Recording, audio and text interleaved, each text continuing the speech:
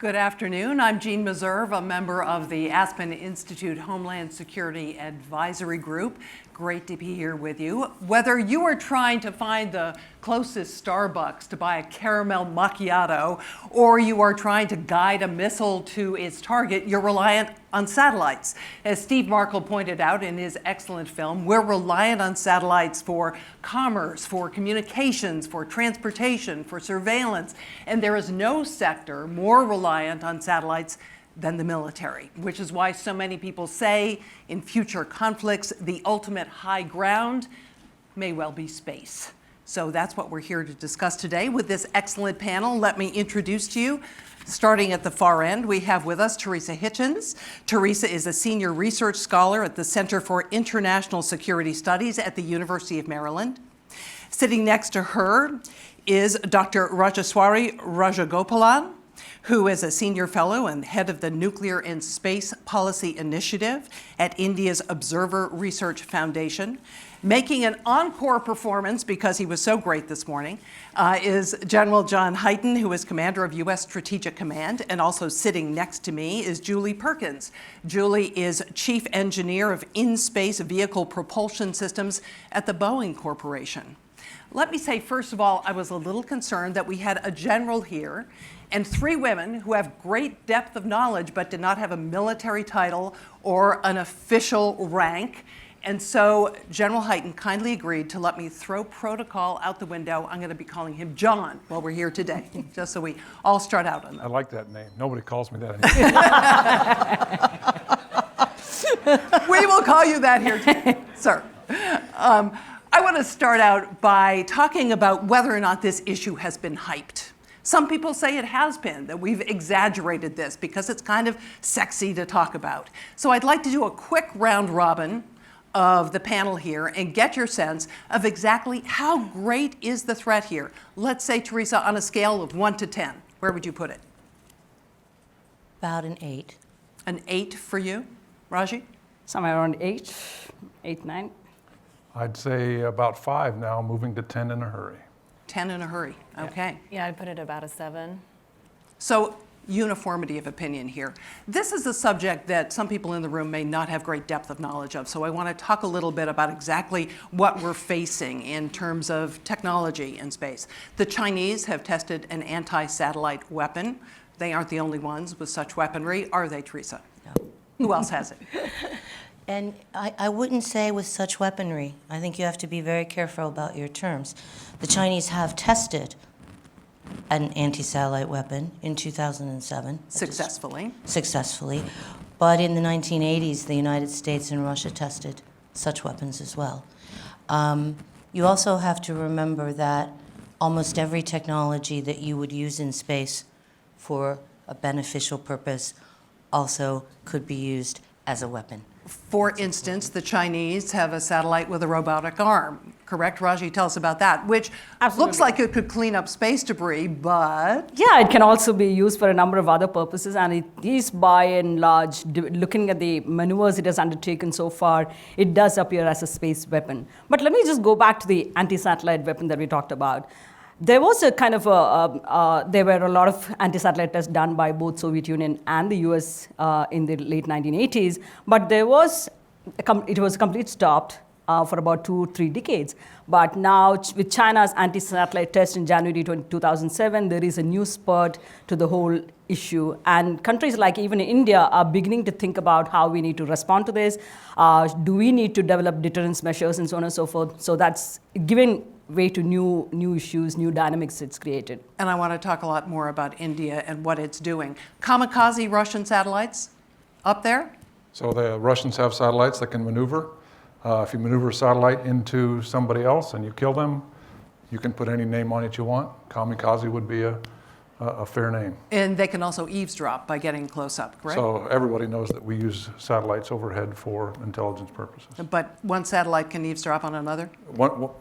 Satellites can basically eavesdrop on anything if they just open their ears and listen. What about blinding? I've heard about lasers from the ground being shot up into space. Are satellites vulnerable to that? Oh, they're definitely vulnerable to that. You can also, if you want, park another satellite in front of a satellite and blind it that way too. You don't have to just do it from the ground. General Hyten, I've heard that the U.S. has developed a space drone, and some people are saying that's really going to be a space fighter. Are they right? All I can say about the X-37 is it does really cool things. I've said that before, I'll say it again. It does really cool things. It's an amazing piece of equipment. We continue to explore what it does. That's pretty much all I'll say. But you see the threat moving from a 5 to a 10 quickly. Why? Because I watch what the adversaries do. You know, as a military officer, I don't get to vote what I'd like space to be. For the record, I like the music this afternoon. But my view of space comes from when I was a kid. I want space to be available for everybody to use forever. But as a military officer, I have a primary job, and that's to defend the nation and defend our allies. And when I see adversaries moving quickly into the weapons domain, and they are moving quickly, moving very, very fast, and I see our country not moving fast, that causes me concern. That's why I say it's fast moving to 10, because we have a huge capacity in space right now that pretty much overwhelms anybody. But when the adversary is building up significant capabilities that can threaten that, I have to figure out how to respond to that. The principal adversaries, Russia and China, but Raja, as you alluded to, many other actors are entering the stage.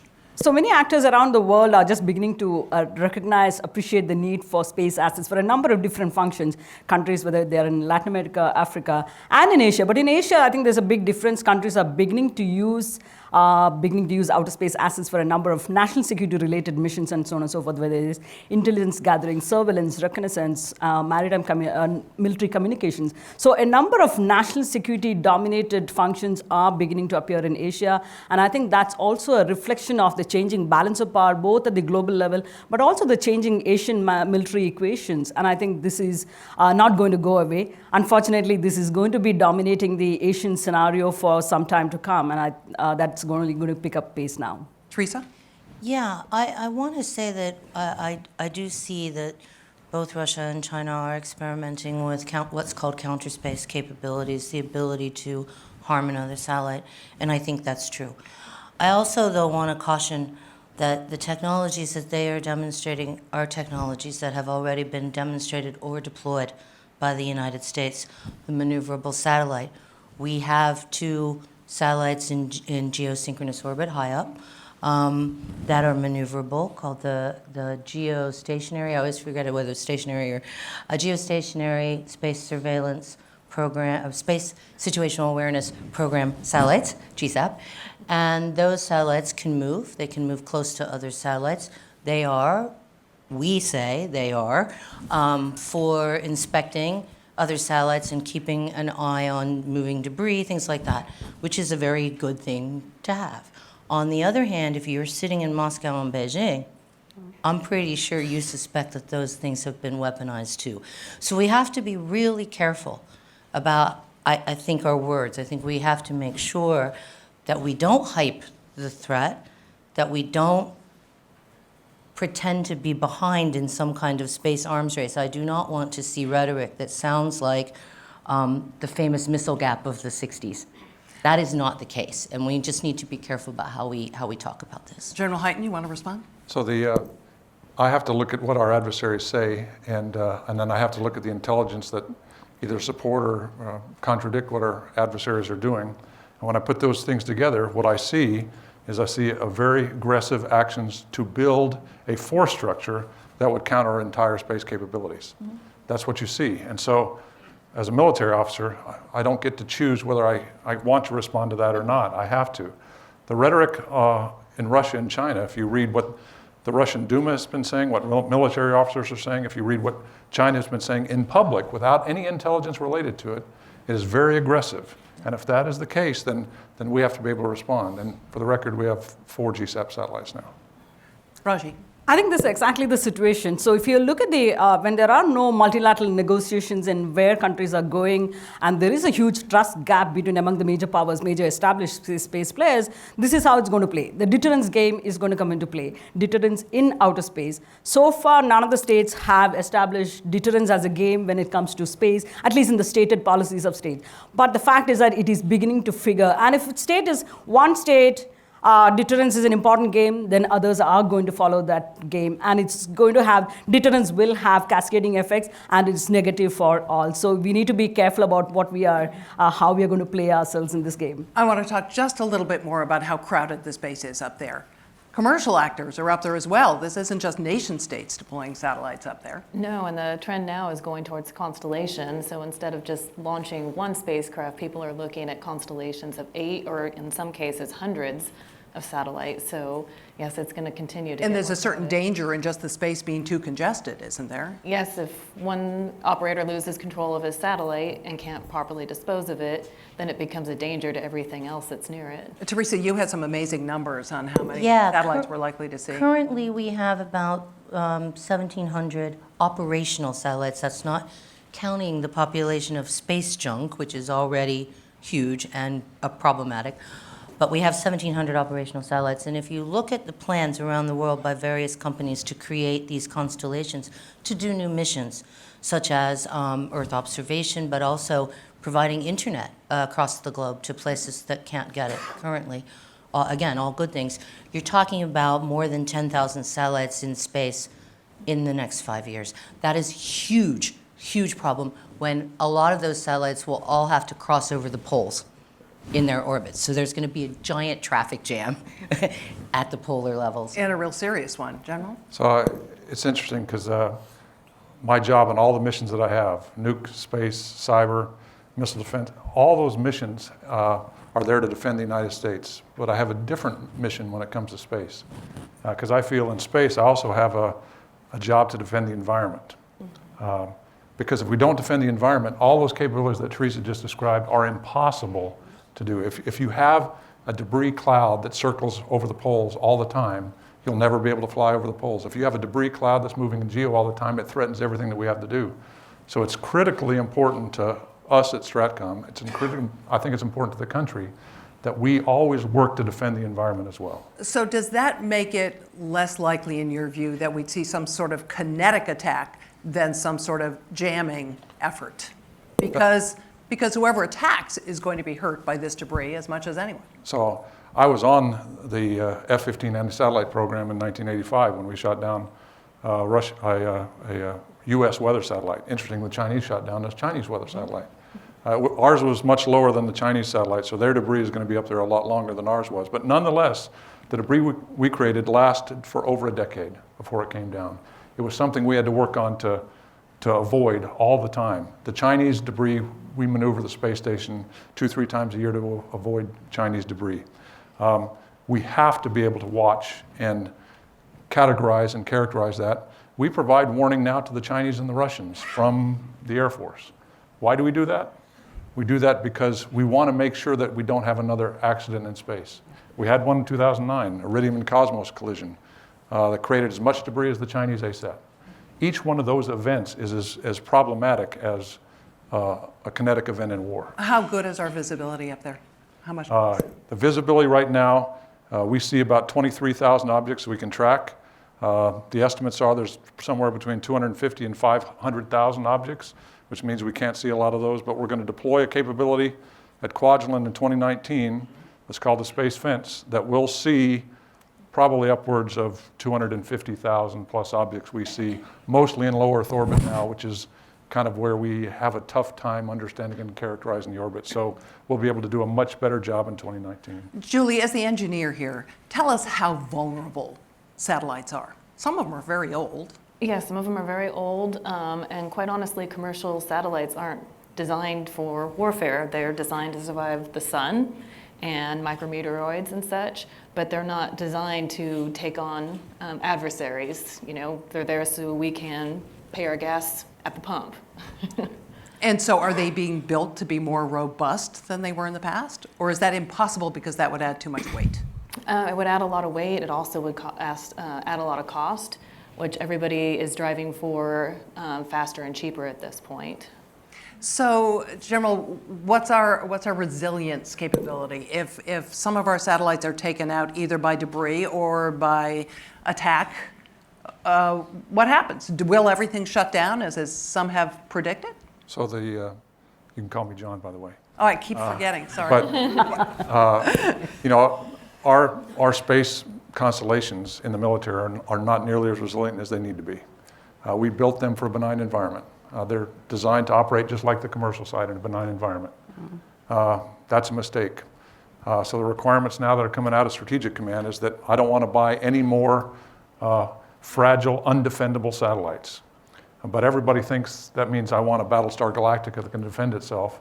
Like Julie said, you can't build that. You can't afford to do that. You can't put all the weight in space that would do that. That means we have to build capabilities to defend ourselves in space, just like we do every other domain. It's just a military problem. It's a military problem that we solved in the air. We've solved it on the ground. We've solved it at the sea. We just need to solve it in space. So what are the capabilities? What are those capabilities? How do we defend ourselves in space? With really cool stuff. A little bit more specific, maybe a little bit more granularity, please. So I will say that how we defend ourselves in space will be a mix of maneuver capability, a mix of off-board defensive capability, a mix of on-board defensive capability. And for anybody in here that's ever flown an airplane in the military, what does that sound like to you? That sounds like a defensive structure that you have on the airplane. The one thing we won't have is chaff. Deploying chaff in space, not a good idea.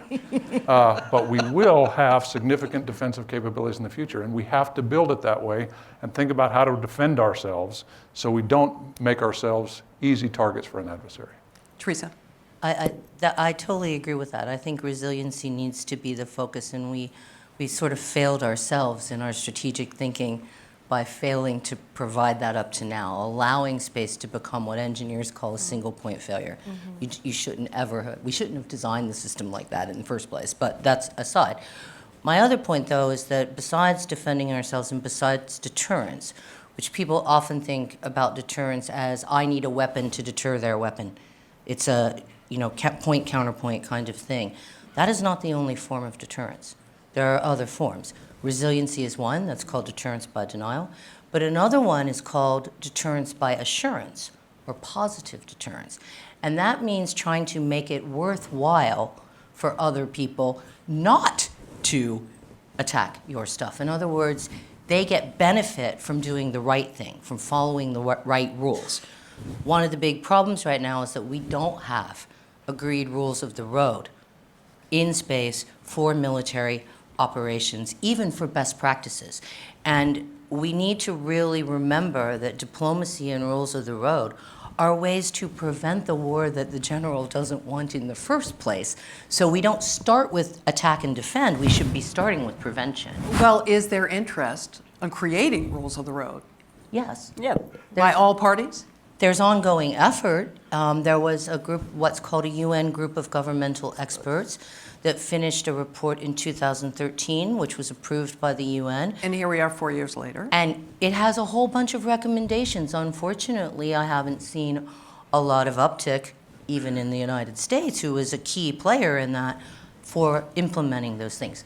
There's an ongoing process in Vienna right now, a very similar UN process. Part of the problem with the diplomatic efforts is I think that the major countries they've not put the political muscle into that they have into aggressive rhetoric and trying to scare each other. Well, given the geopolitical situation right now, General, is this feasible that we're going to meet agreement on rules of the road? So some people find it surprising that I'm one of the biggest supporter of developing rules of the road, I think, in the country. Because I think it's essential for our future security to have that. Because what other domain don't we have common rules of the road and norms of behavior? When you look at space, when the operators in the Air Force, the Army, and the Navy go to work and they're operating in space, they're flying satellites in space, what rules of engagement do I give them of what to do in case something happens? They have none. They're the only operators in the entire military that go to work without rules of engagement. Why do they do that? Because we don't have any international norms of behavior to build around. So we need to agree on norms of behavior, at least the basic norms of behavior. Then we can develop rules of engagement for our soldiers, sailors, airmen that operate spacecraft to work in. Without that, we're problematic. Now, guess what we're doing right now? We're making up our own rules of engagement because we're not going to send young people to work in a contested environment without some kind of rules of engagement. But that's a bad answer. We should do that in some kind of international norm so it's agreed to internationally and we're not making it up as a single nation. Raji? Yeah, clearly, I think rules of engagement, rules of the norms of responsible behavior, these need to be put into place. And I think at individual levels, when you speak to countries, they all agree on the need to develop norms of responsible behavior, TCBM, engage in various transparency and confidence building measures, engage through measures like the UNGGE. But at the end of the day, have we converted, like Theresa said, we have several recommendations in the GGE report that came out last in 2013. But how many of those recommendations have been converted into, for instance, through UN Security Council resolutions? Have they been converted into more actionable initiatives? We haven't done that. And I think that's one of the bigger problems. Because otherwise, the UNGGE comes out with a very doable sort of recommendations, but unless we are able to convert them into practical proposals within a large setup like the UN Security Council, UN General Assembly, we are not going to go very far with it. But in the meantime, I think we need to make progress with transparency and confidence building measures, norms of responsible behavior. These are achievable goals, but it is still hindered by the process that we don't have political consensus. The lack of consensus among the major powers today have come to become the biggest hurdles in making and developing an effective space regime. So we need to move past some of the political hurdles that have been in the way, but under the current political climate, I think it's going to be extremely challenging. But the challenges in space security or securing outer space for safe, secure, sustainable access to outer space, we need rules of the road, we need rules of engagement. So Julie, I'm wondering if you have any thoughts about the fact that the private sector has become such a player up there. We have SpaceX and others launching, and more private industry is becoming a player. More and more countries are becoming players. Does it become more complicated to set rules of the road that everybody's going to abide by in this very complex environment? I think on the commercial side, it's a little bit more organized. We have the ITU, at least for the geo belt, you have to apply for a license, make sure you're operating in the right spot. I think the question will come to, for me, is everyone going to abide by the rules? Because I think if you get the major players, you might be able to get them to abide by the rules, but are you gonna have, like we see on the ground now, people who are no longer playing by the rules, and what are we gonna do about that? That's huge. Julie, one other thing that I wanted to probe with you was jamming and the susceptibility of satellites to interference in that regard. Would it be hard to hack into a satellite? It depends on the age of the satellite and how secure it is. Some of them are fairly secure with their communications. For your standard communications satellite, not super hard to be able to interfere with it. Could a non-state actor do it? Quite possibly, yes. Quite possibly. Great. Do we have any indication, by the way, that any non-state actors are exploring this space and trying to gather this expertise? Jammers are cheap to buy. Yeah. You're worried about non-state actors. What you should really be worried about is that I could build a jammer. I'm old. I used to be an engineer. I've become not very skilled, isn't it? But I could still go to a Radio Shack today, buy the parts I need to build a jammer. But if I wanted to, I could just go onto the European market and buy a GPS jammer. It's about 10 to 15 euros. I haven't looked in the last few months to buy a GPS jammer that you could put in your car and work. They're illegal in the United States, by the way. You can't buy those. But nonetheless, they're not hard to do. It's a very weak signal. We're looking at ways to increase the power, increase the protection, increase resilience using other domains, by the way, not just the space domain, because we have to be able to defend the mission, not necessarily the place. Because there's actually no such thing as war in space. It's just war. And it might extend into space someday. And when it does extend into space, we have to figure out what to do about it. And oh, by the way, deterrence, I love Teresa's description, but you need to think about that broadly. The deterrent population is not about the domain, it's about an adversary. So what do you do about the adversary? And the actions may not be in space in order to effectively deter. Any regrets that LORAN was allowed to languish, wasn't updated? Because that would be your backup to GPS, were there to be a... Well, there's limitations to LORAN and ELORAN, but I've advocated in the PNT, the Position, Navigation, and Timing Executive Committee of our nation for ELORAN, the enhanced LORAN capability, which is basically a ground base, but it's really focused on ports. It's really focused on limited locations. But nonetheless, it doesn't provide resilience in that constellation. The Army's working what I think is the best model right now. The Army model has a 4-chipset navigation and timing system. First chip is GPS, that's kind of gold standard. Second chip is Galileo. Third chip is an INS, and the fourth chip is a truth chip to see what's being jammed. You put those together and you figure it out. It's really not that hard to get a capability. So it's not all about the satellite. It's about the user equipment. It's about the ground system. It's about the infrastructure. Because the key is the mission. It's not the spacecraft. Theresa, did you want to weigh in there? No. Oh, I thought you looked like you were ready to jump in there. What about we've talked about rules of the road. What about an actual space arms control treaty? Is there any prospect of that? She's saying, no. Exactly. No, I think legal options and legally binding, verifiable measures are possibly the ideal options. But I think, again, to go back to the current political environment, you don't get any of the major powers to sign on to legally binding measures.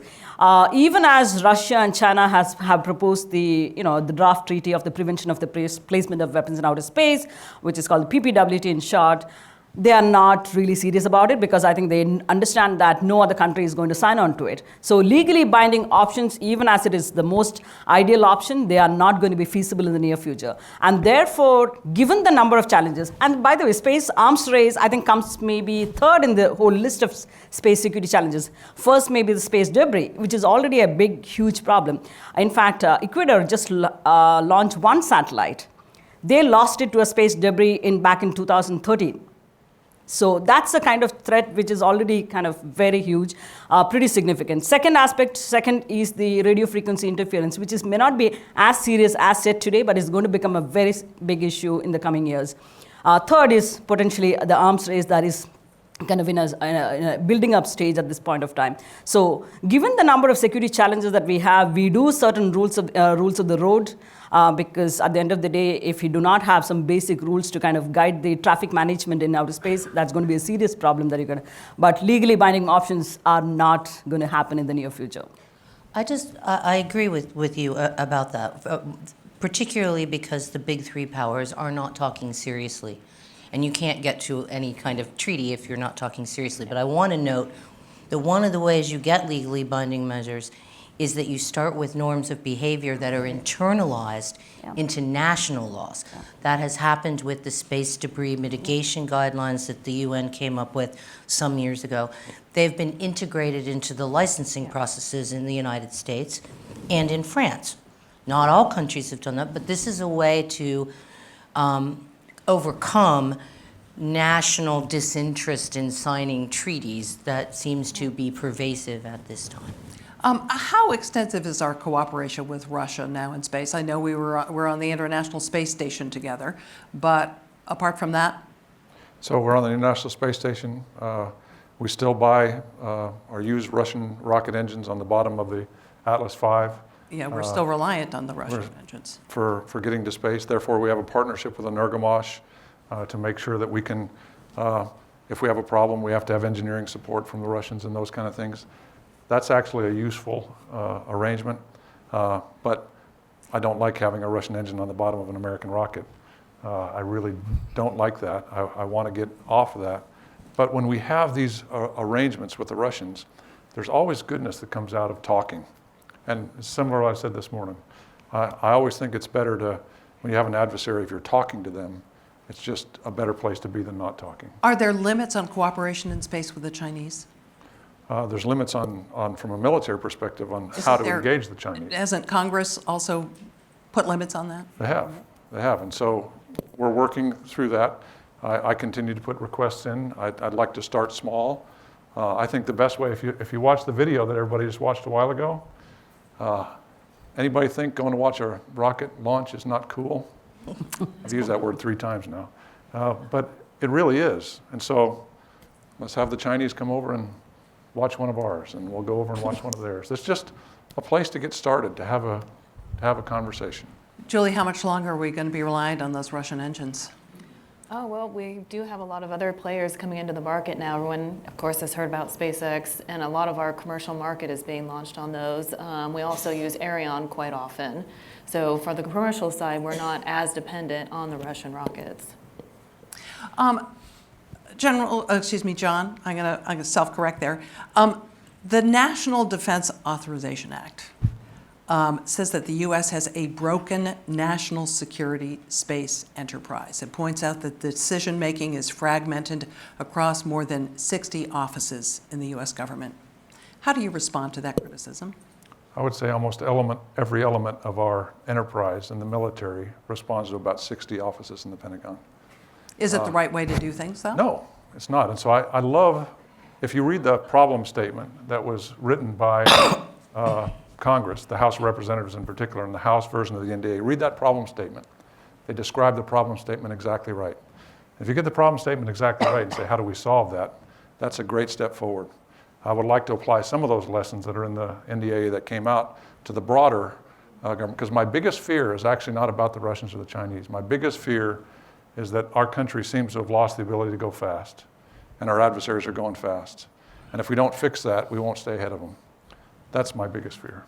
Do we need a Space Corps? No, we don't need a Space Corps. I don't think we need a Space Corps. I had a boss one time that told me, don't need a Space Corps until you have X-wing fighters. That's about the timing I think that you would need when you get to the need for a Space Corps. It just adds more bureaucracy. If you read the NDAA, it's actually pretty good right now because it eliminates bureaucracy. When's the last time you saw a law passed by our Congress that eliminates broad swaths of bureaucracy within the government? That's an amazing statement. Now, they haven't said what's going to replace it. That's left to the Department of Defense. I think that's a good thing, too, because now we can figure out what we have to do. But the whole goal was to eliminate some of the bureaucracy that was keeping us from going fast and say, all right, the Air Force, you have a big role, Air Force Space Command, you're in charge. Now we have to figure out the Pentagon side of the house. And they basically clean the floor of everything that was in the Pentagon and say, now figure it out with a way to go fast. I'd love to start taking some audience questions here. We have our microphones here. Scotty, down here in the second row. Thank you so much. Scotty Greenwood, Canadian American Business Council. Terrific discussion. I heard all of you talk about space debris as being a major threat, and that's a light bulb moment for me. I hadn't thought about that. What I haven't heard, and I'd like to ask, is there anybody seriously working on I don't know, a space junkyard that you could gather it all and send it way far away, or, you know, I don't know what the right solutions are. But is there a serious approach? Because I take the point that getting international agreements is quite challenging at any time. We haven't ratified the law of the sea. We've pulled away from trade agreements, you know, et cetera. So is there a serious effort, whether it's private sector or through governments or NGOs, to collect the debris and do something with it to reduce the threat? Theresa? Yeah. Debris removal is a topic of great interest right now for a number of countries. A number of commercial entities as well are exploring technologies. Up to this point, we have no such thing as a space hoover, I'm afraid, a space vacuum cleaner. We haven't perfected a technology yet. There's also a legal problem. Under the Outer Space Treaty, you own your stuff that you put in space. So if I'm Company X in Luxembourg and I wish to go up and remove a piece of space debris, it has to be Luxembourg's debris. If it's India's debris, I have to go to India and get permission. Unfortunately, a lot of that debris is ancient, and we don't really know who it belongs to. So that's a problem as well. So it's technologically challenging, but there are actual discussions internationally at UN venues, such as in Vienna at the Committee for the Peaceful Uses of Outer Space, about how to approach this. One last thing. We also have to be very careful about this, because any technology that could go up and remove space debris could also remove your satellite, your active satellite. So there has to be international discussions about how we do this. And Julie, is it right that a very, very tiny piece of debris can do huge damage because of the velocity at which things are moving? Oh yeah, if it hits the wrong thing, if it were to somehow hit a propellant line or take out a significant portion of a solar array, you could severely degrade the capabilities of a spacecraft. So how small a piece of debris can do that kind of damage? It actually doesn't take something very big. It's surprising. You can take something that's just, even that big, but going at the right speed, hitting the right place, could do significant damage. Wow. Sandra, did you have a question here? Right here.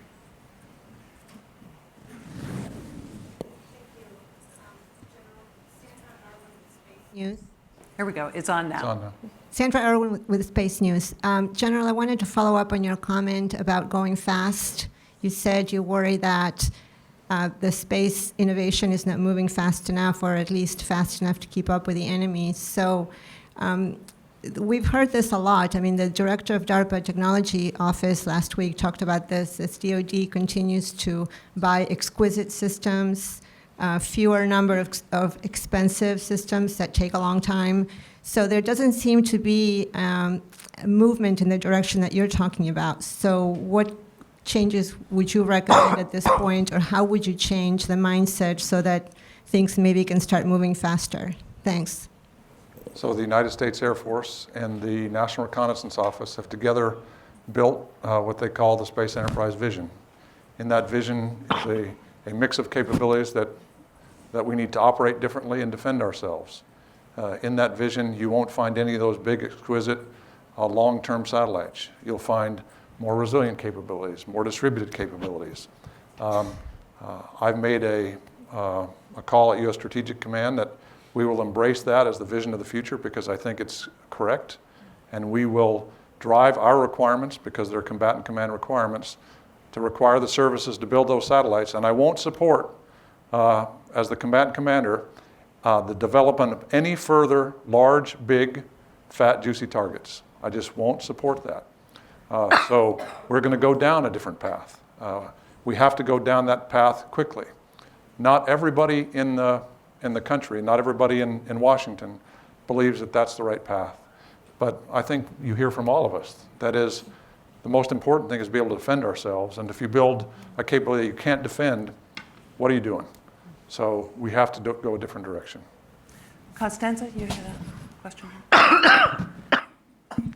Hi, Constanza Stetzenmüller-Brookings. I have a question to General Hyten and to Theresa. General, you were referencing the visibility issues in space. If there is increasing ability to undertake kinetic activities in space, to move around, but there's also a lot of debris, how confident are you in your ability to distinguish an accident from hostile malignant activity? And what mill or Paul mill communication lines do you have in place to prevent a, shall we say, catastrophic escalation of such a situation? Thank you. So the first thing that we have to do as we go into this new future is we have to improve our space situation awareness capabilities. The first and most important thing is to be able to understand what is happening and to be able to attribute bad behavior if something happens in space. Right now we have a very, very good capability to track stuff.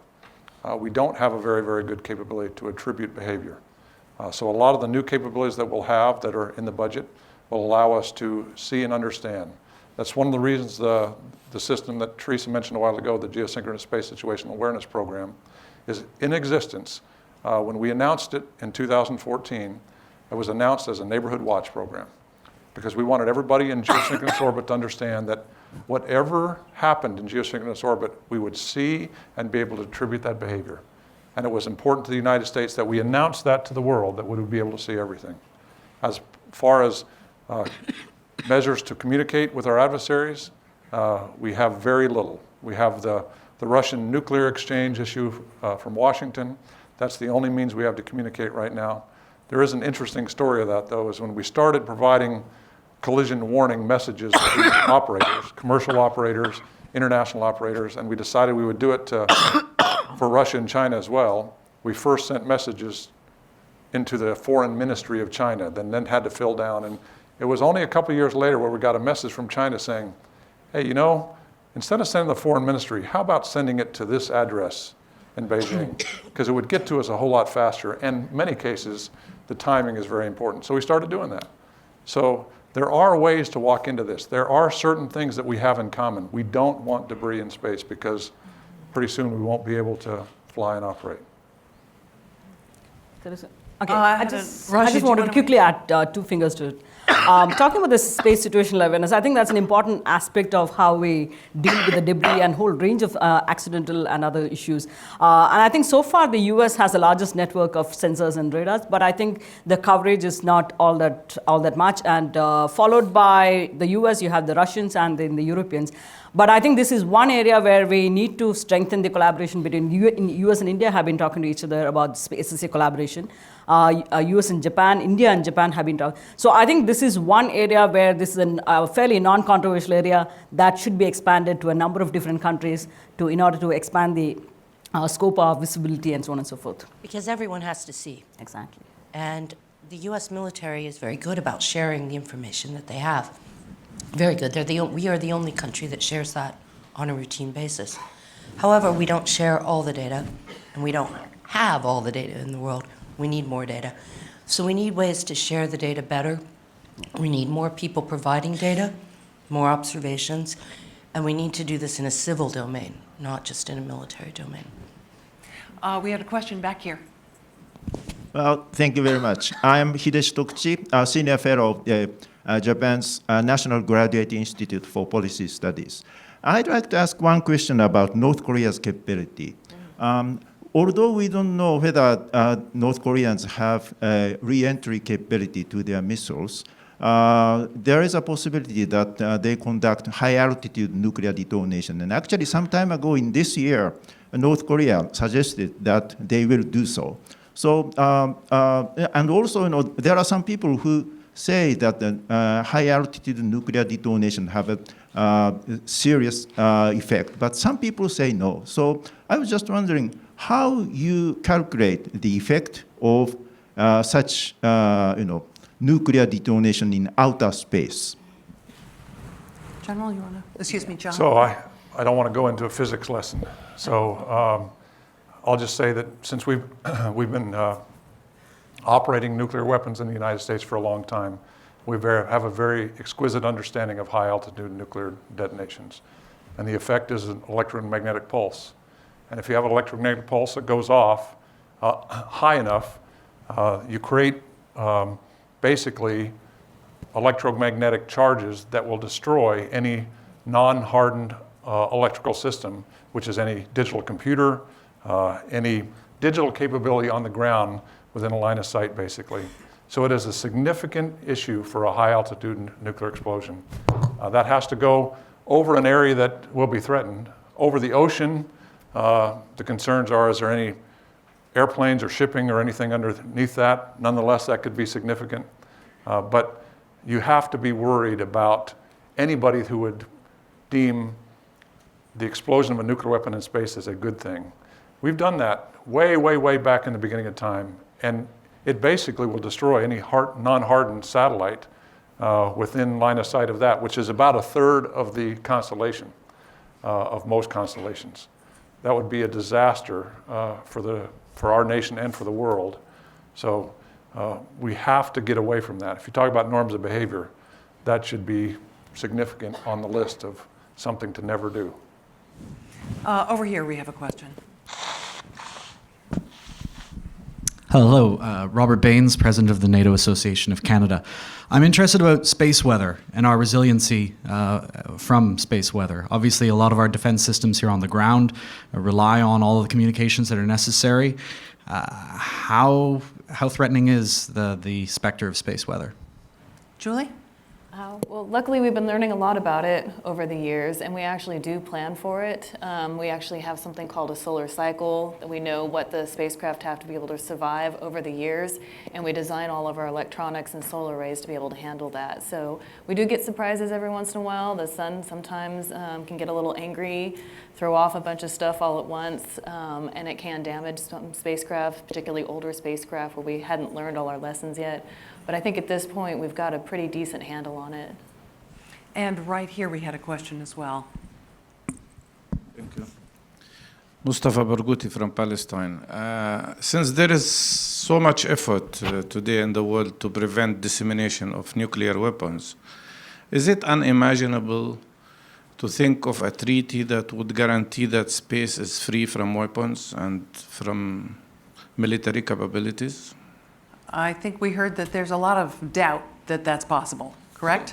So Yeah. one thing I'll add, I think they answered that question beautifully, but the one thing I'll ask you as you think about that is define what a space weapon is. Nobody has ever been able to define that correctly to me, because any satellite that you take and drive into something else, it's a satellite, but if it drives into it, it becomes a weapon. So are you legislating against satellites? So that's the difficult part, and I don't know what you want to do is what Theresa said, and that's focus on norms of behavior. What you have just said is that what you might do to defend yourself might sound to others as an act of aggression. And so they would respond to the same reaction, and it will become inevitable that we have another race. And that's why you want to have norms, because you can actually work to norms, and that's how things start settling out. When you don't have norms, a lot of people have criticized me for saying I support norms of behavior because they think that ties our hands in our ability to react to a bad event. But what I say ties our hands is not having norms of behavior. Because when you don't have norms of behavior, if something bad happens, you know what the airman on the floor at Schriever Air Force Base in Colorado does? He says, something bad happens, so he calls his boss. Who calls his boss? Who calls his boss? Who eventually gets to me, and then I call the Secretary of Defense. And while is that any way to conduct a military operation? No, that's why I support that kind of construct. And then it also has the added benefit of starting to stabilize the environment. But that'll be a significant point of discussion for the next number of years until we get to that point. But we have to get to that point. We've got to that point in every other. It took us a long time to get to the law of the sea, where we understood norms of behavior in the sea. It'll take us a long time in space, but we have to go down that path. I think that you do have to worry about trying to set up legal constraints on technology. And what the General said is true. Space technology is, by and large, dual purpose. It's dual use. You can use it a number of different ways. But what you can legislate or make legal treaties about is behavior. So, for example, if I ruled the world, I would have a treaty, a legal treaty, legally binding treaty, that banned the testing and use of kinetic energy weapons against a satellite, because that would prevent people from using those types of anti-satellite weapons that create space debris and put the rest of us in danger. You could do that without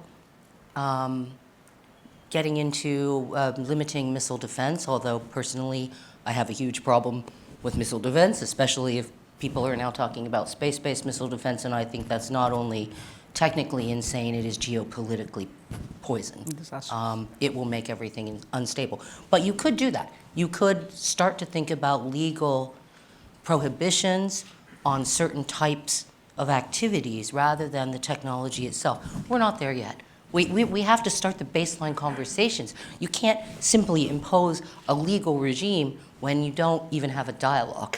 So you need to have the dialogue first. Yeah, quickly I would add to it. And I think space assets should not be compared to nuclear weapons, because nuclear is far too dangerous and very different animal that we are talking about. We need to compare, given the dual-use nature of outer space assets, we need to compare it more to chemical weapons, chemicals or biological, and so on and so forth. And therefore, the kind of mechanism, global mechanism that you would think about is along the lines of the Chemical Weapons Convention or the Biological Weapons Convention, because of the dual-use nature applications of the space assets.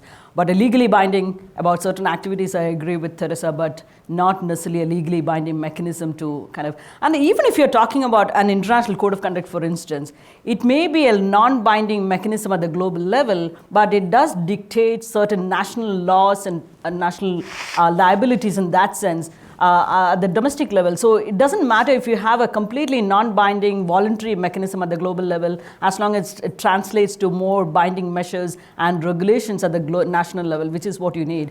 And also the need to involve the multi-stakeholders approach in a sense. You have to bring in the technician, the scientific bureaucracy, but you also need to bring in the lawyers as well as the political leadership, because otherwise we are not going to make any headway with this, any mechanism. Right here, we had a question, second row. Thank you very much. I'm Leila Aliva.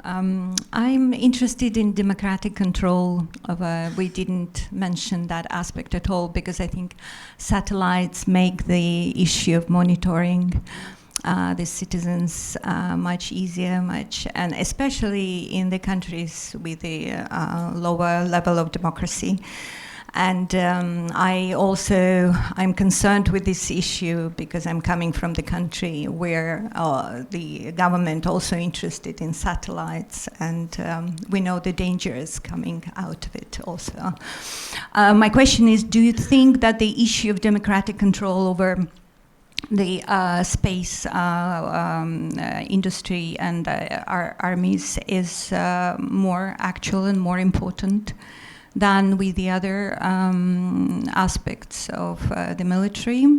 And how do you think, what should be done to make it more pronounced? And also I'm interested in how do you see the PR of this industry, particularly as reflected in the maybe film industry and games? What is the interaction between the, what kind of influence does it have on popular perception? Thank you.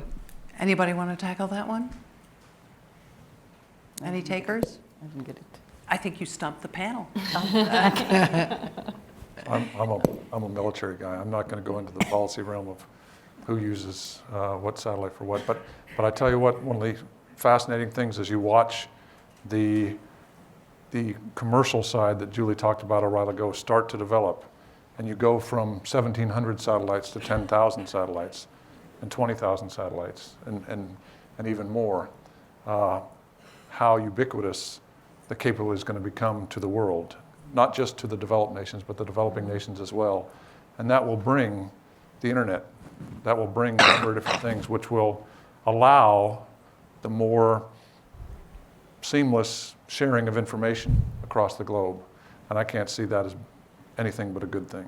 John, I'm curious as to whether you have Jeff Bezos or Elon Musk or Richard Branson on speed dial. I used to. I don't anymore. Truly? I'm the combatant commander, so I didn't, not Richard Branson, but I talked to Elon Musk a lot and I talked to Jeff Bezos a lot. They're great partners. They have a great vision of the future. They're changing the way, you talk about going fast. They're going fast. And it's always awesome to see companies that embrace a different vision of the future, invest, and go fast. So I loved working with them in my last job. My current job is about warfighting, and they're not big into warfighting, so I don't call them very much. Okay, well, we have a question back here. Thank you very much. My name is Yamaguchi. I'm teaching at International University of Japan, former Army aviator.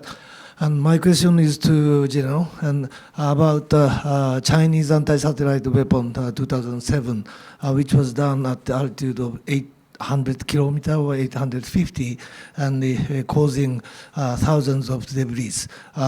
Some of them might have caused danger to Chinese own satellite. My question is, how do you think Chinese are serious or Chinese are aware of that kind of danger? So I haven't talked to the Chinese, so I don't know the specific answer to the question, but I can just share my own personal experience is that I came into the F-15 ASAT program right on the time of the intercept of the American weather satellite in 1985, and we were unbelievably surprised at the debris that we created. We did not understand the physics of that event when it happened, and one of the lessons we learned from that is actually creating debris is bad. That's one of the reasons that program was canceled, and then the Army got the next program and tried to figure out how to do the same thing without creating debris. That was a giant fly swatter in space. That didn't work out very well. So we've been, and then we kind of took a hiatus from that. But it was a little bit of a surprise to me that the Chinese would not have learned from that event in 1985. But the international outcry of dismay and actual anger in many cases about the Chinese creating debris in an environment where the space station operates, where other things operate, has had a significant impact. How do I know that? Because it's been 10 years since, and there hasn't been another event like that. So when the international community does come together and make a statement, it does have an impact. They are continuing to pursue that technology, though, so as a military officer, I have to be worried about it. We have just a second left. You have a really quick question for me right here? Quickest of the whole meeting. Okay. With a quick answer, too. General, can you give us some examples of behavioral norms that you would like to have? I can. Theresa gave you one just a while ago, and that is you shouldn't take any intentional action that creates debris in space. That's it. No intentional action that creates debris in space. That's a norm of behavior. And if you see anybody create debris in space, then they have now crossed an international line, and now you can do something about it. But right now, there's no norm that says that's a bad thing. I think there should be. And unfortunately, we have to leave it there. I want to ask all of you to stay in place because we have another chat coming up with Jonathan Tepperman. Theresa, Raji, John, and Julie, thank you so much for joining us for this great conversation. Thank you all.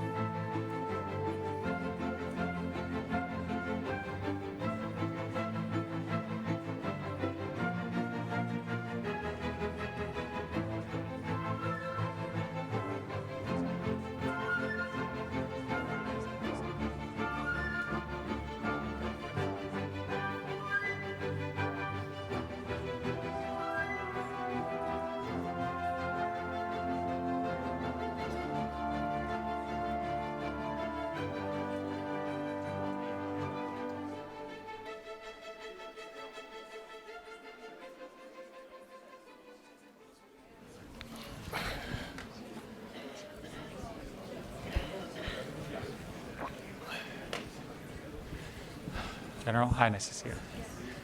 See you soon. Yes, me too.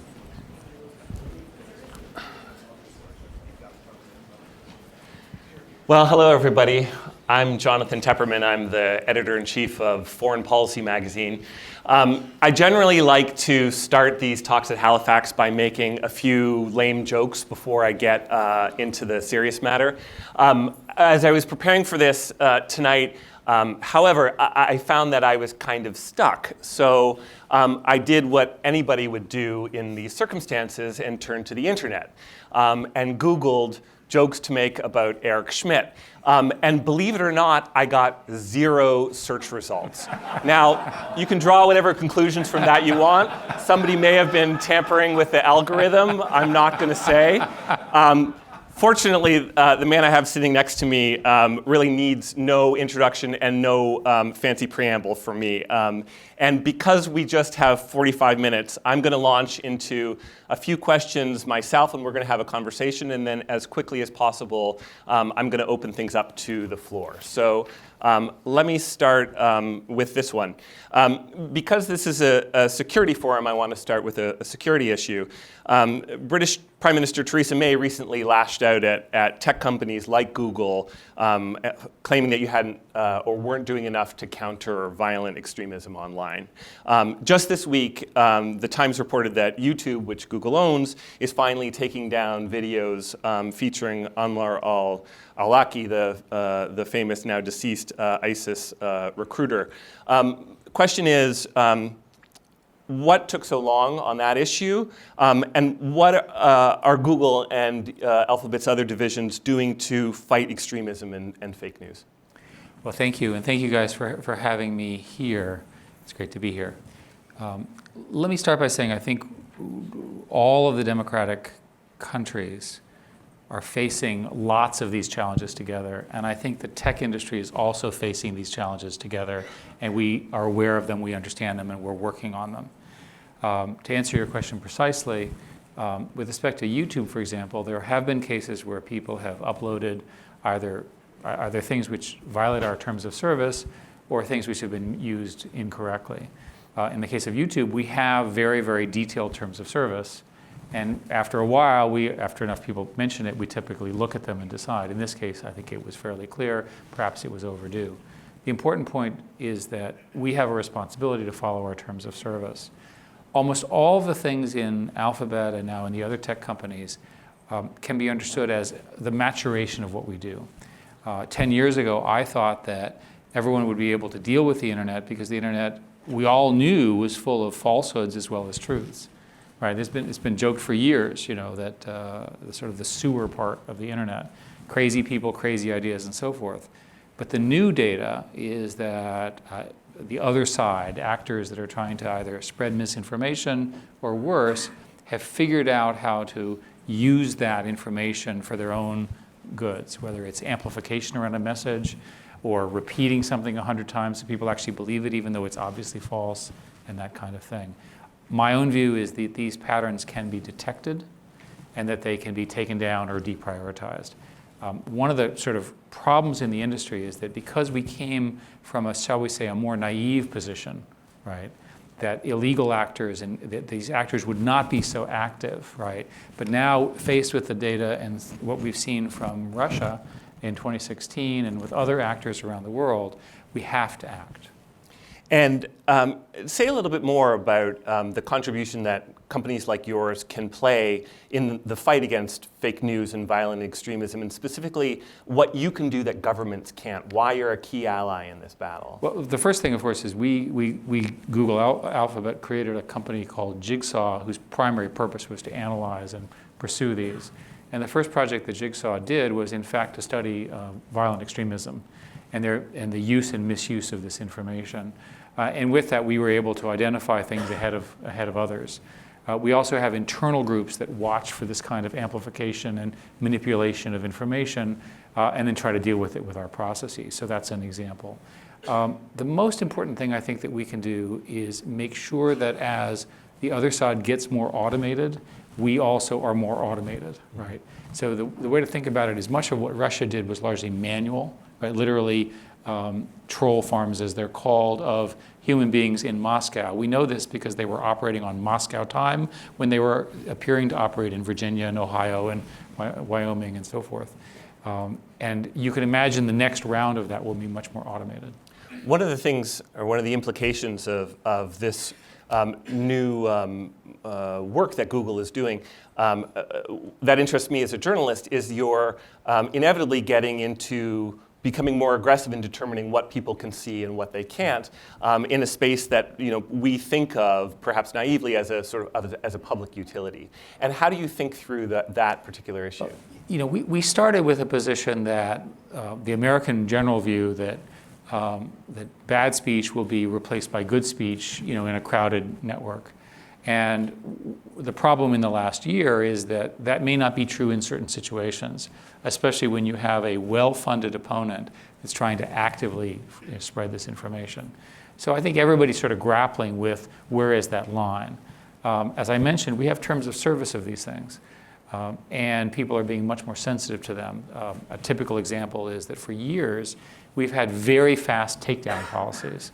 So what will happen is you'll get a judge or a leader, typically in a foreign country, that will say, I don't understand how this information was on your site. It's illegal. And we're going to say, yes, it was. It violated the terms of service. We noticed it within 1.5 minutes, and we took it down. Now, our model, which is crowdsourcing information, we don't know how to do it in much less than 1.5 minutes.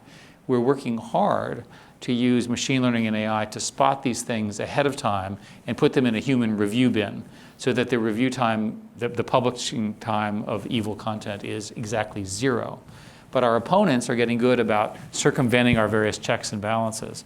I don't think that, at least for a long time, I don't think I can tell you that we'll be at 100% perfect in this regard. And is there a risk in the process that you'll accidentally take down legitimate content occasionally? Yeah, one of the things about information is everyone has an opinion of where the line is. And I think by design, nations have relatively broad definitions of where the line is, and you're then subject to sanction, regulation, court, and so forth. We were talking earlier that in Europe, they passed a law, or the European Supreme Court, European Court of Justice as it's known, passed a rule that we're held to called the right to be forgotten. And they said that we, under certain situations, when we were asked, we were required to take down personal information of people who were not public figures and not, shall we say, materially relevant to the conversation.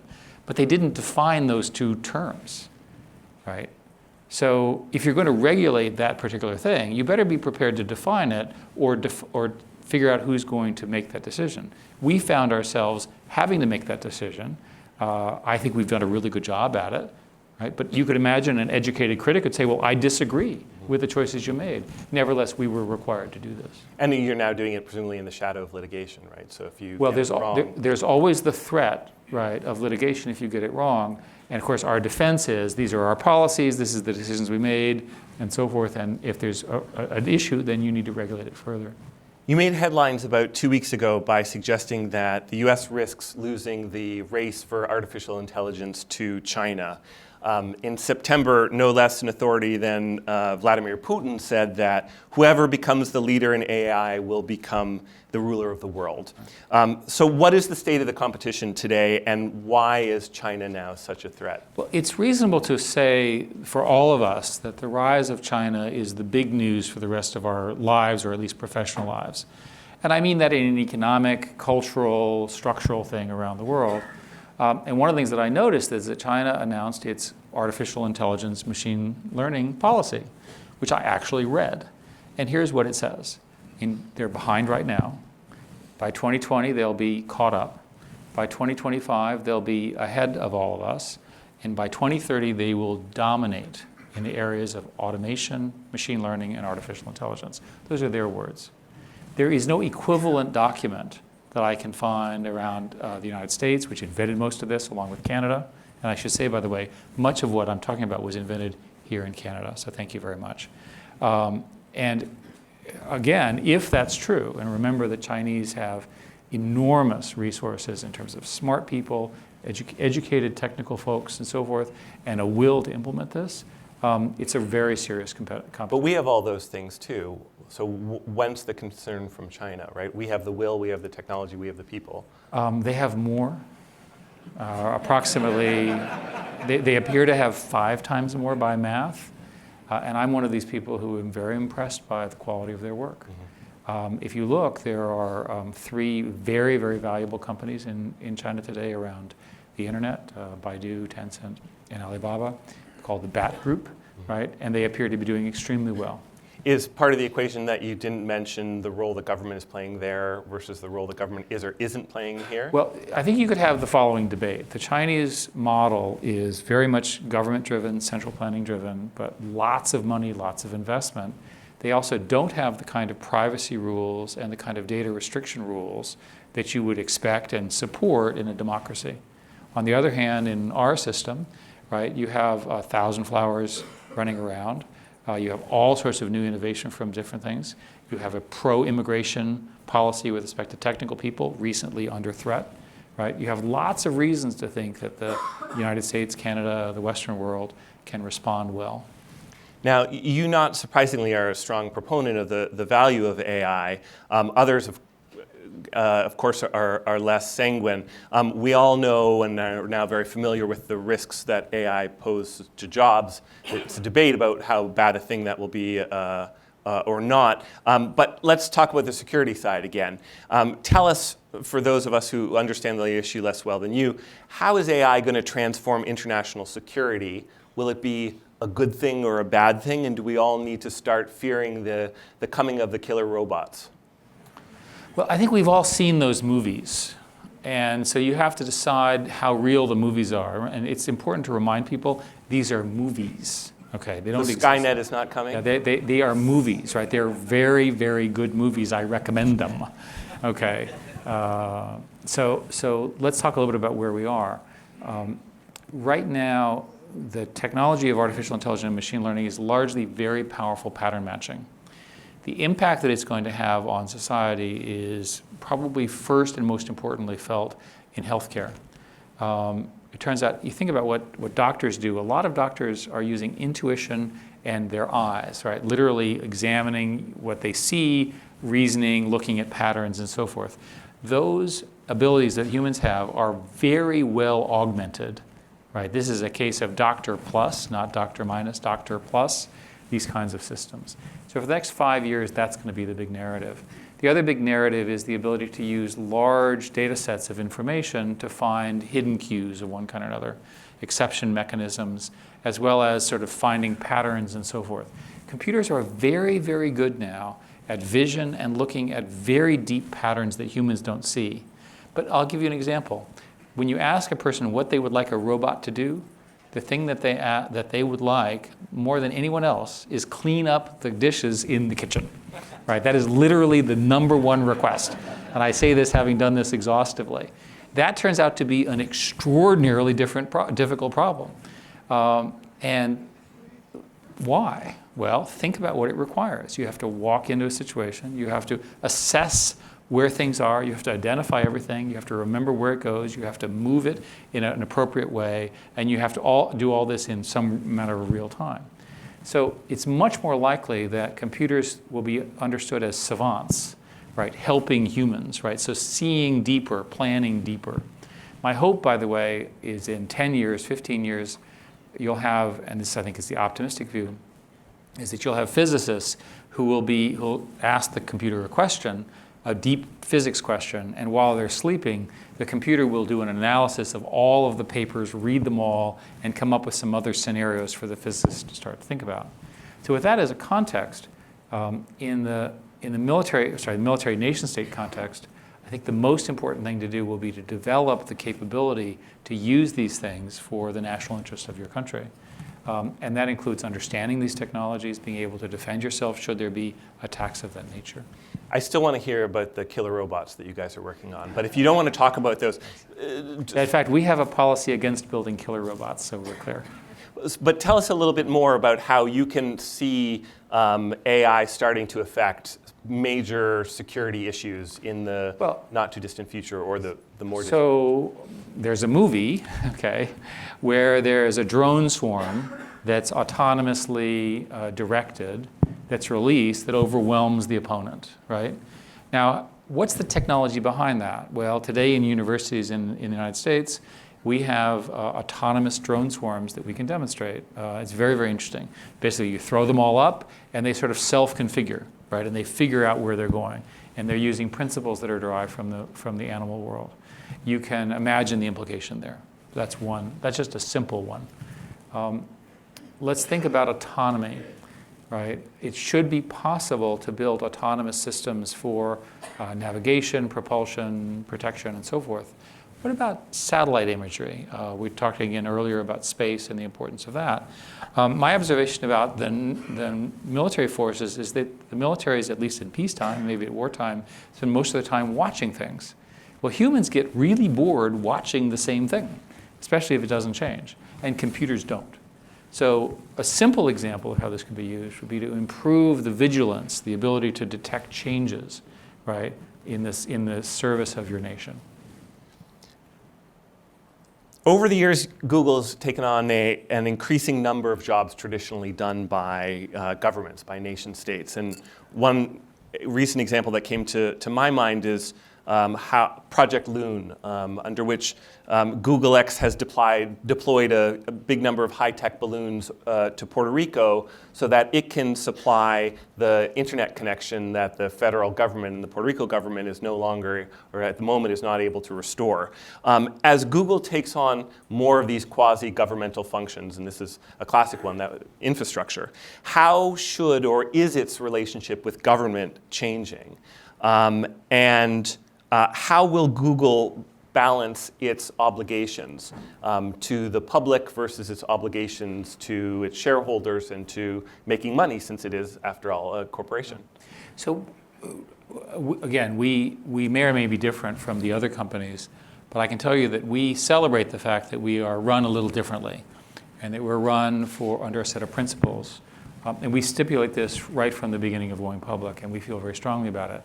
So something like the Loon initiative has nothing to do with revenue. It has everything to do with making the world a better place. Now, imagine an example in Puerto Rico. Who do we need permission to do that from? Let's start with the government, who welcomed us, and let's talk about the telcos, who welcomed us. So that's an example where we not only were people positive about, they were enthusiastic because we helped solve a problem, and I'm very proud of that. And my own view of Google and Alphabet is as long as we're on that side of these issues, we're going to be just fine. But what do we as the public do to ensure that Google does stay on the right side of those issues? Well, you have a Congress, a president, laws, regulations, and so forth, and each country is very interested in what we do, to say the least. There's one way to say it is we operate under the laws of the countries we operate in, and we operate in pretty much every country. And so we have large groups of people who try to figure out what's legal and what's not, right? And there are areas where there are ambiguities, differences between countries that bedevil us, but we really have no choice but to operate under the law. I have a lot more questions, but I suspect that the audience has even more and is dying to get in. So I'm going to start taking them. Because time is short, I will ask you to keep your questions to about 140 characters, or at the max 280, since that's the new rule. Yes, the new rule is 280, thank exactly. goodness. Let's start right there, please. That's all right. Thanks. Thank you very much. I'm Nabe Watanabe from Tokyo Sasakawa Peace Foundation. You mentioned about the advantage of the West over the Chinese government-centric approach. And that counter-argument is AI and big data may get over the shortcomings of the planning. So it's a digital Leninism discussion. I'm very much to hear your opinion over this. Well, what's interesting about the algorithms that I'm talking about is they're very sensitive to having large amounts of data. So imagine a country that has a single national healthcare system and furthermore has been prescient enough to put all of the data about the patients into a single database, as opposed to the US model. Many of the European countries have not done that either, even though they have national healthcare systems. So the fact that there's a single database that researchers could use to yield the kind of healthcare benefits that are now possible would give them a competitive advantage. So that's an example in a non-nation state example. I don't know enough about how the Chinese data systems are organized. They may in fact be so disorganized that this is just them marketing. But the country that has a focus on this, that gets the data aggregated in one place, lets its researchers invent these new ideas, will benefit economically, politically, and strategically. Let's get a mic all the way to the far right, please. Ed Luce. Ed, you want to stand up?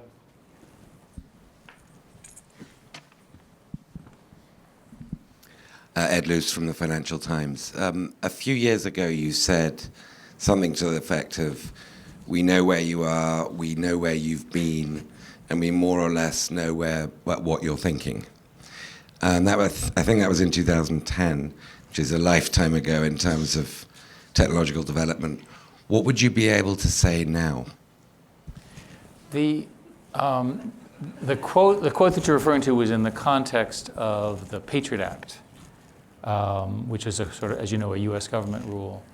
I think it's fair to say that these systems, if you have a lot of personal data, can be used to derive things about you, even if you didn't tell it.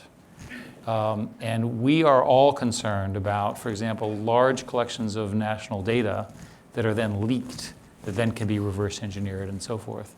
So in general, I worry that we don't understand that these single databases with an awful lot of data can be misused. From a Google perspective, we work really hard on this issue. So we, for example, have rules where the data that we have is forgotten within 12 to 18 months because of that. And there's a legitimate debate, because if you commit a crime and the police give us a subpoena that's lawful and all of that, it's kind of reasonable that we would give that information to the police to help them apprehend the robber or the thief.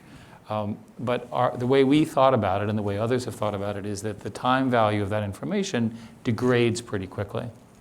And so the compromise around the world seems to be that this type of data is not retained for very long.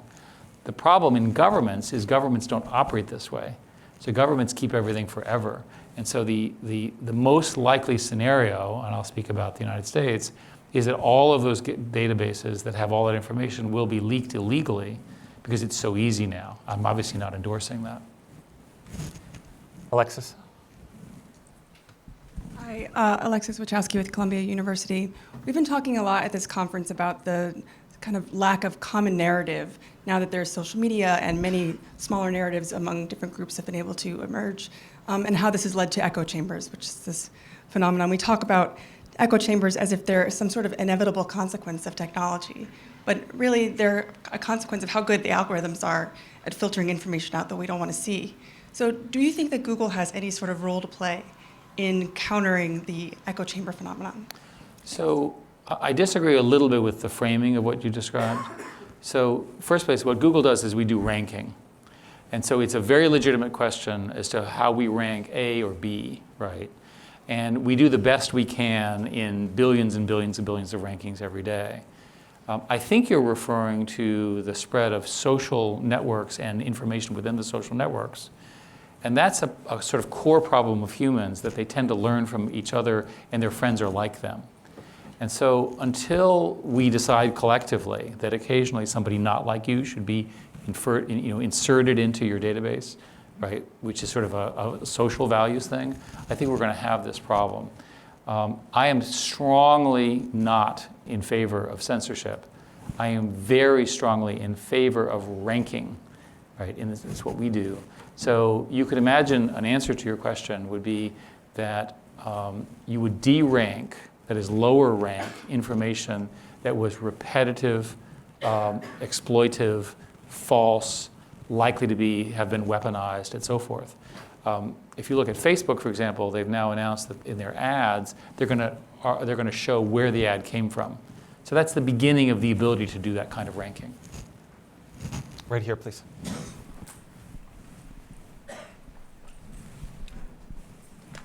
My name is Tolu Gunlesi. I work with the Nigerian government.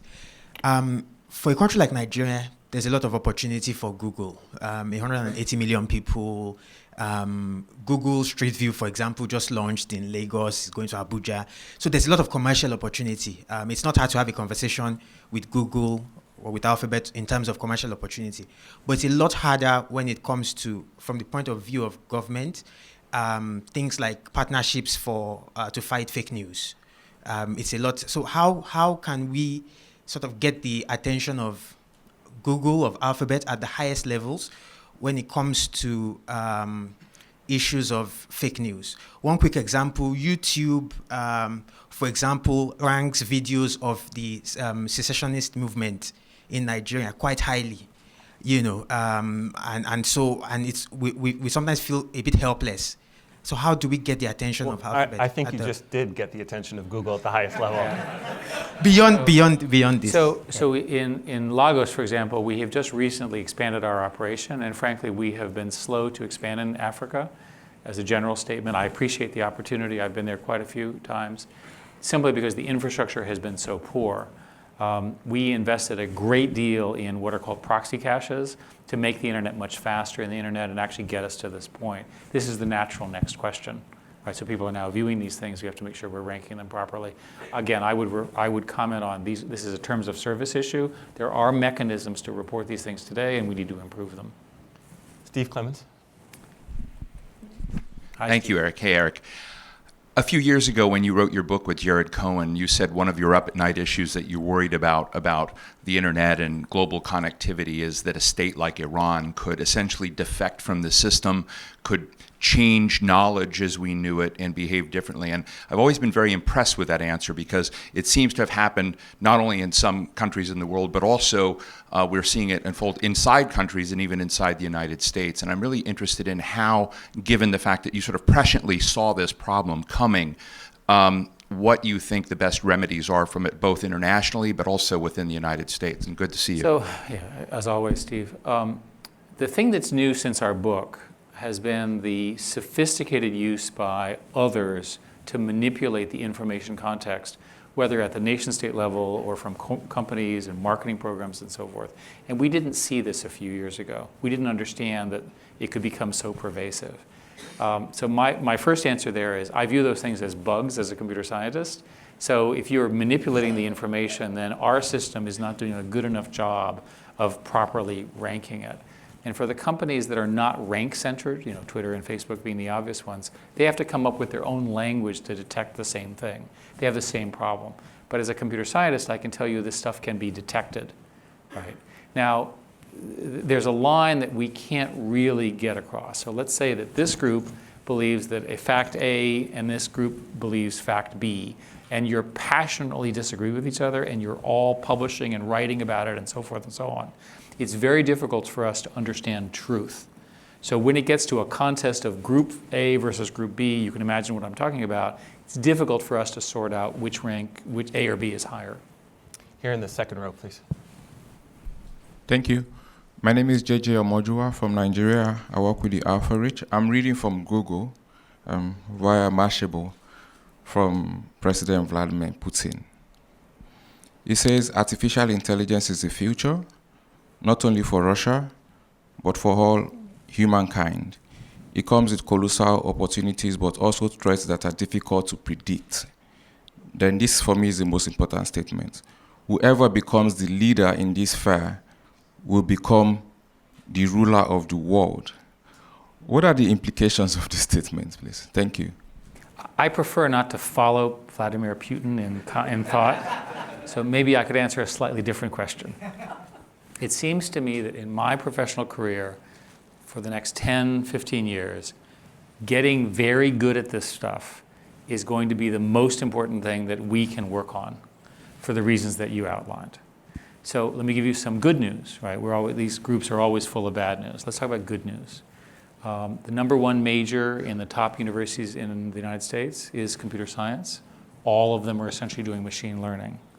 Caltech, that percentage is 39% of the undergraduates, big number. MIT, they have a class this year of machine learning. They have 700 people in the class among their undergraduates. So there's this huge cohort of people coming into our space under your control, under your government's, shall we say, influence, who really will provide leadership. And the countries that embrace this early will really win. I'll give you an example from Canada, because I was just with the Prime Minister on this. Canada has funds where they're funding, imagine this in the United States. They have, first place, they're open for immigrants from around the world who want to work on this. Shocking, right? Second, they are funding heavily the research institutes around essentially vector processing and the machine learning that I'm talking about. They've created a Vector Institute. They understand that in Canada, this will be a major differentiator for them. Why is that not true of all the non-Canadians here in the room? It's the same argument for you too. Gentleman all the way in the back, please. Samir Patil from Gateway House, a foreign policy think tank in Bombay, India.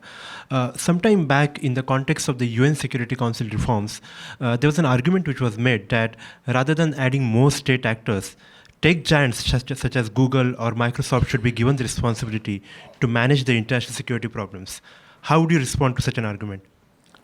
We are not a country. there's an awful lot of things that countries and democracies do that are not appropriate for us.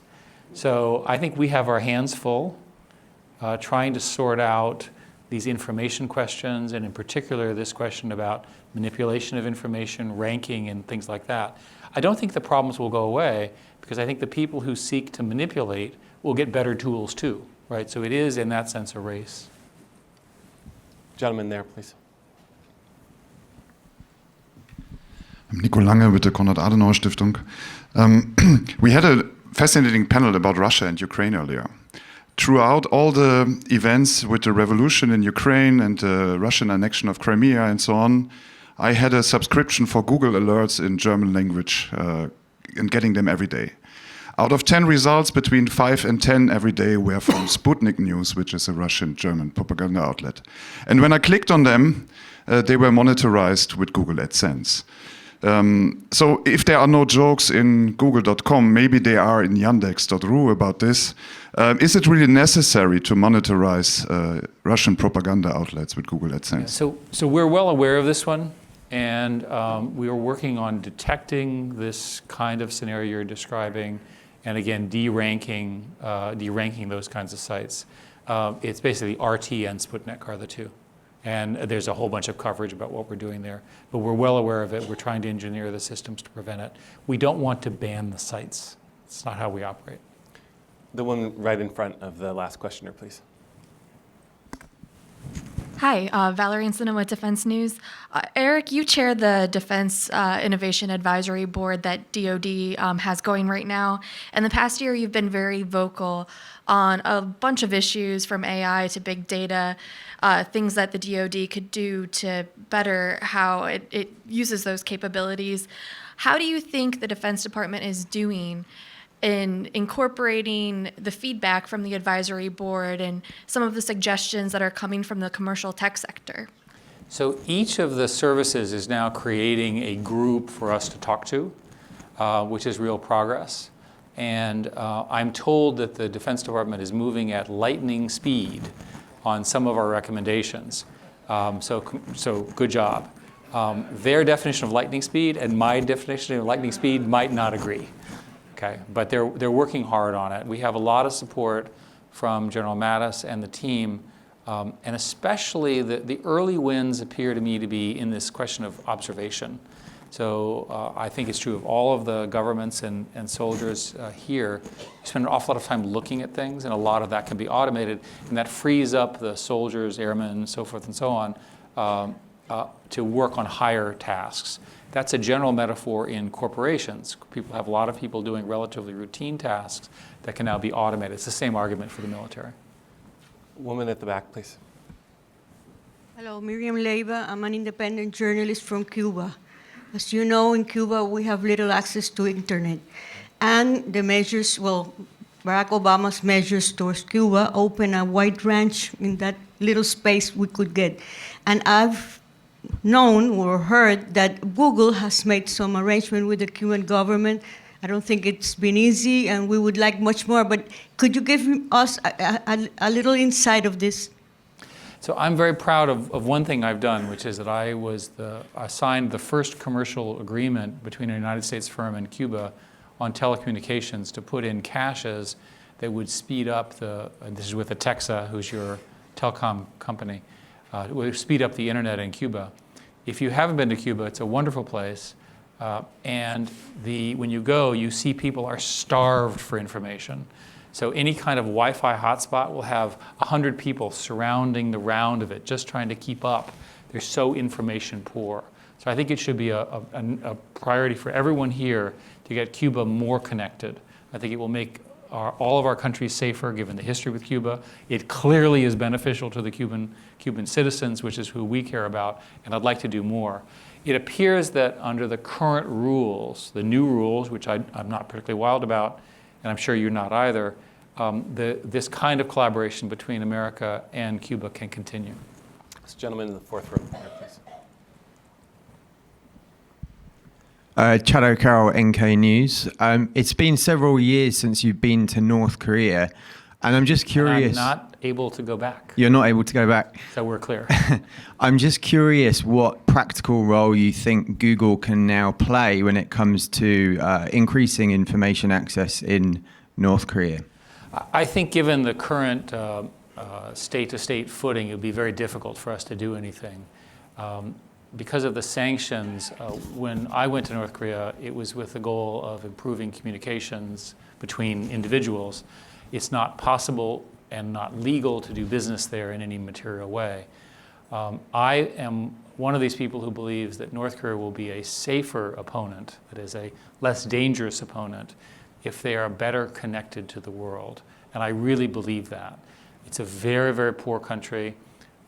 It's the last of the sort of Stalinist regimes of information closedness. There's nothing like it. And the people are starved for information at a level that's inconceivable to anyone here in the room. Right here in the first row, please. Thanks. Paul Holters with the World Ocean Council, which is the global ocean business community. So to marinate the proceedings here a little bit, I know, Eric, you've had a personal interest in the ocean and ocean research. Just curious on your thoughts about the future, how you see the future of the ocean with sort of the digital ocean concept and big ocean data, and particularly in international waters, the great global commons, and where 10 or 15 years from now, what do you see happening out there that would help us understand and manage the oceans better, and use of the cloud computing capabilities that are coming, et cetera? So thank you. I've been a large personal funder in this area from my own philanthropy, and my company has been very positive in this regards. To review the importance of the ocean, more than 1 billion people depend every day on the foodstuff from the ocean. There's been a massive extinction of large fish and so forth over the last couple of decades. We're going to miss those fish. The ocean is a sink of carbon of more than half of the carbon. So if the ocean were to stop doing that, we'd really be hosed, if you will. And finally, we know very little about what's going on in the ocean because we have very poor observational skills. So my agenda is to try to get better understanding of what's going on in the ocean at a research level, to try to figure out ways to ameliorate them. So typical examples in corals. Corals are incredibly complicated animals, if you will. They're very, very sophisticated, and we don't understand exactly the life and death process, and yet they're all dying. So are there things that we could do from the standpoint of fishery management, management of the corals themselves, that would delay or improve the likelihood of keeping them? You'll miss the corals when they're gone, guys. All right. We're almost out of time. I'm going to take 2 more quick questions here and here, please. And why don't we take the 2 questions together? Okay. Hi, Steve Giegerish. I'm the U.S. Consul General here in Halifax. I just had a question in terms of the security aspect of AI. In terms of its impact on social disruption as it makes employment increasingly obsolete. So, let's just take the next question right now, please. Ayman Mhanna from Lebanon. I run a freedom of expression organization. I'm going back to my country, and many other friends here are going back to developing countries. And if we want to talk with our governments, with our friends who are not techies, about artificial intelligence, what you mentioned, how can we educate policymakers that this is coming and quite soon? Is it a waste of time, or are we too late? And if we are to start this conversation, what's the angle? What's the first things to say? People always want to talk about the negative effects, in particular jobs. I'll answer that in a sec. The positive benefits are so overwhelming in terms of better understanding of this complicated dynamic systems that we depend on every day, whether it's petroleum distribution in an oil-rich state, or manufacturing assembly line and defect management in a manufacturing country, or social media in a services business, or globalization for planning. It touches everything. I would, if I were you, advise you to start with the healthcare examples, because we all want better health for our citizens globally, and it applies to everyone. My favorite example is diabetic retinopathy, a disease which is misdiagnosed in the rest of the world. Diabetes is a huge scourge. We can now do diabetic retinopathy tests at the vision level better than the best ophthalmologists, right? So that's a big win, and there are many more coming. With respect to jobs, I disagree with sort of the premise of your question. I think it's pretty evident that the technologies that I'm talking about, at least for the foreseeable future, replace tasks, not jobs. And so it's not obvious that there are fewer jobs. There, in fact, may be many more jobs. And while we can identify a job that's lost, maybe, we can also identify a much larger number, in my view, of jobs that are created because of greater efficiency, greater interconnection, and so forth and so on. I'm a jobs optimist in that regard. Very quick question here in the second row. Yaki Sedia from the Institute for Security Studies. Mr. Schmidt, in your view, what could be done to get global tech companies like yours to pay appropriate tax in the countries where they operate? Well, we have been in favor of territoriality for a long time, and the current legislative regime in America may make that change, which I think resolves that problem.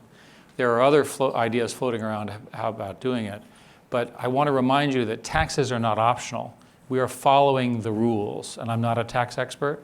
And should the rules change, and remember they have to change globally because they bilaterally affect the other country, we would of course follow them. So we're virtually out of the time. I just want to take the prerogative to ask you a very quick last question. You're sitting here in front of an audience of government officials, military officers, think tank, academic, corporate types, all of whom are interested in security. What is the big coming tech issue related to security that none of us are thinking about right now and that we need to start thinking about?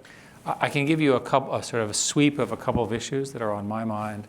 One is the development of quantum computing and how that changes everything. I think a number of experts in the room have talked about that.